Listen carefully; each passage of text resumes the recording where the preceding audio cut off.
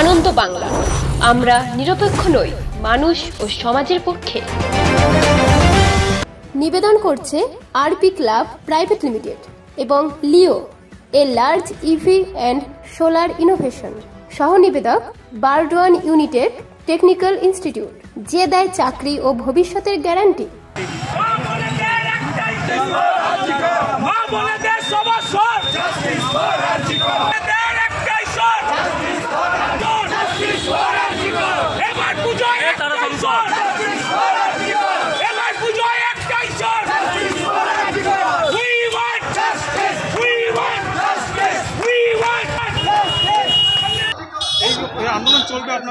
আন্দোলন কিন্তু চলবে, এই আন্দোলন বন্ধ হওয়ার নেই। অনেকে ভাবছে, অনেকে বলছে, মানে যারা শাসক দলের অনেক নেতা তারা বলছে নাকি পুজো হয়ে গেলে সবাই ভুলে গিয়ে ঘর ঢুকে যাবে। কিন্তু আমরা জানি যে ওপরওয়ালার পরেই যাদের স্থান তার ডাক্তার, বিশেষ করে আমাদের ঘরের মা বোনেদের ইজ্জতের ব্যাপার। আজকে একটা ডাক্তার মহিলা ডাক্তার, সে আমাদের মা বোন, মায়ের মতো, তাকে যেভাবে নির্যাতন করে খুন করা হলো এবং তার যারা দোষী ব্যক্তি তাদেরকে আড়াল করার যে চক্রান্ত চলছে, এর বিরুদ্ধে দাঁড়িয়ে সারা পশ্চিমবাংলার মা বোনেরা কিন্তু এক হয়ে গেছে।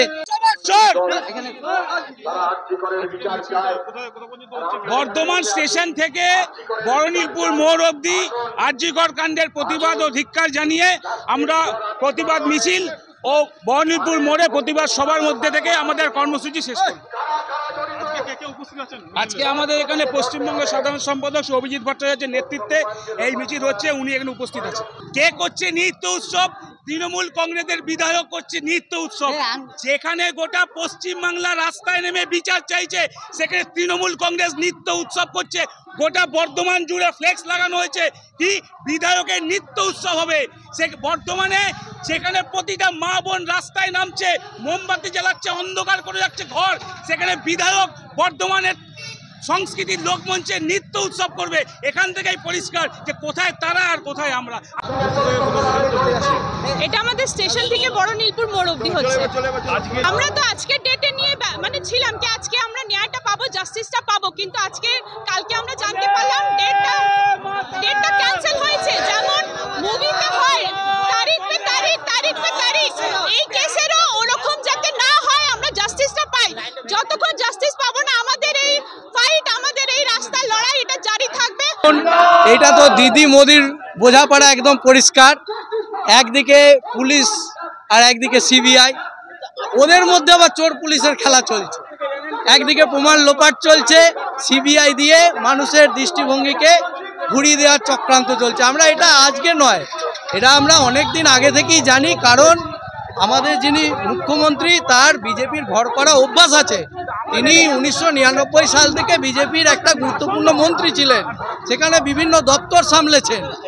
আজকেও তার ব্যতিক্রম কিছু নয়। আমরা দেখলাম যে জয়শাকে যখন আইসিসি বোর্ডের চেয়ারম্যান করা হলো, তখন প্রথম শুভেচ্ছাটা জানিয়েছে কে? পশ্চিমবাংলার মুখ্যমন্ত্রী।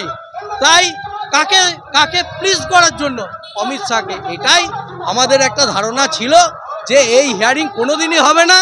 এই সুপ্রিম কোর্টে দেখুন, আজকে ধর্ষকদের বাঁচানোর জন্য কম বেশি 3 কোটি টাকা খরচ করছে রাজ্য সরকার, সাধারণ মানুষের করের টাকা খরচা করছে। তাই আমরা জানি এই যে চোর পুলিশ খেলায়, তাই জনগণ রাস্তায় নেমেছে। এই দিদি মোদির খেলা কিন্তু এবার জনগণ বুঝে নেবে।